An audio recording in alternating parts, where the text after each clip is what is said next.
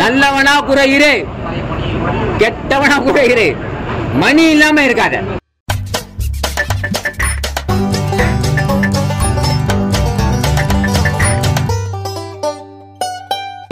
Vadivel sir வந்து long back கடிச்சு பார்க்குற ஒரு ஃபீல், ஒரு ஹாப்பினஸோட அந்த ஒரு வைப் இருக்கா? ஏன்னா அவர் இல்லை, அவ அந்த ஆட்சி கேரக்டர் மாதிரி ஒன்று பண்ணியிருப்பாங்க, ரொம்ப நல்லா பண்ணியிருக்காங்க.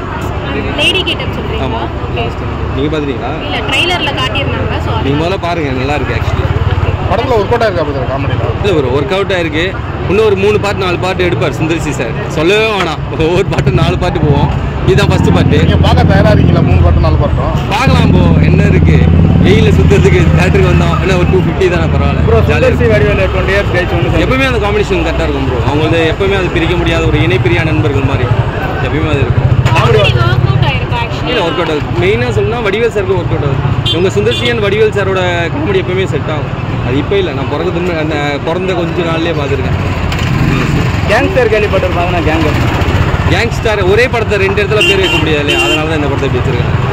படம் நல்லா இருக்கு. என்ன எக்ஸ்பெக்ட் பண்ணி படத்தில் என்னென்ன படத்தில் வந்து ஃபுல்லாகவே காமெடி தான், நல்லா இருக்கு. ஒரு திட்டத்தை வந்து ரகசியம் தீட்டி வெளியில் கொண்டு வரதான் படம் வந்து நல்லா இருக்கு. ஓகே, படத்தில் காமெடி சீன்ஸ்லாம் ஒர்க் அவுட் ஆயிருக்கா? ஒர்க் அவுட் ஆகி நல்லா இருக்காரு. சுந்தர் சார் வடிவேல் சார் ரொம்ப நாளைக்கு அப்புறம் என்ன காட்டி ரொம்ப நல்லா ஒர்க் அவுட் ஆயிருக்கு. ஓகே, படத்தில் பாசிட்டிவ் நான் சொல்லுவீங்க, நெகட்டிவ் நான் ஹைலைட் தான் சார் படம் எல்லாமே நல்லா இருக்கு. ஓகே, அவர் சொல்றதுக்கு எதுவுமே இல்லை, ரொம்ப நல்லா இருக்கு. படம் எப்படி இருக்கு? படம் சூப்பராக நல்லா இருந்துச்சு, ரொம்ப நல்லா இருந்துச்சு. என்ன எக்ஸ்பெக்ட் பண்ணுவீங்க படத்தில்? நான் வந்து எக்ஸ்பெக்ட் எதுவுமே பண்ணல. ஆடியோ லான்ச் போனேன், ஆக்சுவலாக என் காலேஜில் வந்தது. அங்கேயே பாதி நல்லா இருந்தது அவங்க பேசுறது. சரி, ஸ்க்ரீனில் பார்த்தா எப்படி இருக்குன்னு வந்து ஸ்க்ரீனில் பார்த்தது நல்லா காமெடியாக இருந்துச்சு. ஃபேமிலியோடு வந்து பார்க்கலாம், நல்லா ஜாலியாக இன்ட்ரெஸ்ட்டாகவும் இருக்கும். லேக்லாம் எதுவுமே இல்லை. ஃபர்ஸ்ட் ஹாஃபில் இருக்கிற காமெடியோட செகண்ட் ஹாஃபில் ரொம்ப காமெடி சூப்பராக இருக்கு. படம் வந்து ஒர்த்தாக பார்க்கலாம்.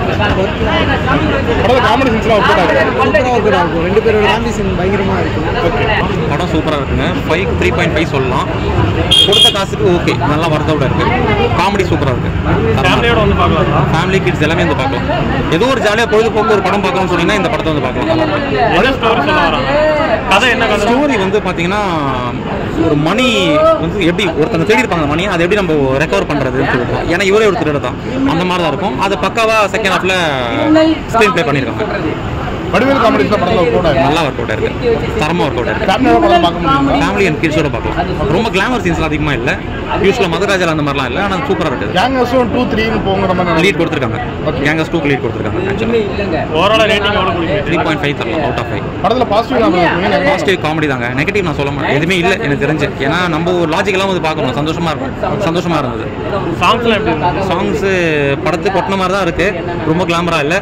மியூசிக்கும் நல்லா தான் இருக்குது, கொஞ்சம் ரெஃப்ரெஷ்ஷாக தான் இருக்குது. படம் வந்து எனக்கு ரொம்ப பிடிச்சிது. ஏன் பிடிச்சின்னா சுந்தர் சீதை நிறைய பார்த்தாச்சு. அரண்மனை 2, பிசாச்சி, அது என்னென்ன பேய் படம்லாம் நிறைய பார்த்துறேன். ஒரே பங்களாவே காமிச்சு புதையல் எடுக்கிறது, அதை எடுக்குது, இதெல்லாம் பார்த்தோம். ஆனால் இதில் வந்து என்னன்னா ஒரு ஸ்கூல் சப்ஜெக்டை ஒரு பிடி மாஸ்டராக என்ட்ராகி இன்டர்வல் வரைக்கும் நல்லா இருக்குது, சூப்பராக இருக்குது. அந்த பையன் வந்து 12th ஸ்டாண்டர்ட் பையன், சூப்பர் கேரக்டரு. அதுலேருந்து கதை வருது நான் நினச்சேன்.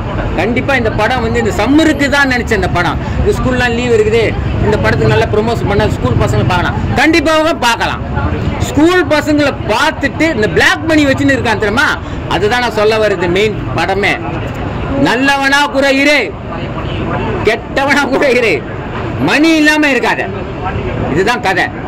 ஒரு 5 பேர் கேங்ஸ் அந்த பணத்தை எப்படி கையாளுது. ஆனால் இதில் என்ன ஒரு தப்புனா, எனக்கு அவரை வடிவேல காட்ட சந்தில் இந்த கிங்காங்கு, முத்துக்காலு, அல்வாவாசு, கிரேன் மனோகர் இவரு கூட அந்த காமெடி சப்போர்ட்டுன்னு இருந்தாங்க. எனக்கு அவங்களாம் மிஸ் பண்ணிட்டோமோ, அவர் மிஸ் பண்ணிட்டாரு நான் நினைக்கிறேன். கண்டிப்பாக அவர் மிஸ் பண்ணிட்டாரு. அதனால இவர் தனியாக ஒரு ட்ராக் பண்ணி இவர் ஒரு கெட்டப் போட்டு, லேடிஸ் கெட்டப் போட்டு சிந்திக்க வைக்கிற காமெடியாக ஜனங்களுக்கு கொடுத்துட்டாரு. அதுதான் சொல்ல வர்றேன். இப்போ அவங்களா இருந்தால் எப்படி இருக்கும்? இப்போ பாண்டாமணி அண்ணா இல்லை, கிங்காங் இல்லை, முத்துக்காலே இல்லை, அல்வாவாஸ் அண்ணா இல்லை. நான் சொல்றது அந்த காமெடி ட்ராக்னு சொல்லுவாங்க. நீங்கள் கேட்பீங்க வடிவேல் நல்லா காமெடி பண்ணாரா? வடிவேல் இல்லவே இல்லை. அவர் தனியப்பட்ட முறையில் காமெடி பண்ணதா கிடையாது, வரலாறே கிடையாது. அவர் வந்து டீம் ஒர்க்கு காமெடி தான் அவர் ஜெயிச்சுக்குது எல்லா படமே. எடுத்து பாருங்க, நீங்க எடுத்து பாருங்க. வடிவேலு வந்து என்ன அவரே பண்ண முடியுமா? பண்ணவே முடியும். ஆனா இதுல என்ன பண்ணிட்டாரு, சிந்திக்க வைக்கிற காமெடியை தான் பண்ணிட்டாரு. இந்த காமெடி கூட்டு காமெடி கிடையாது அவர். இதுல இதுதான்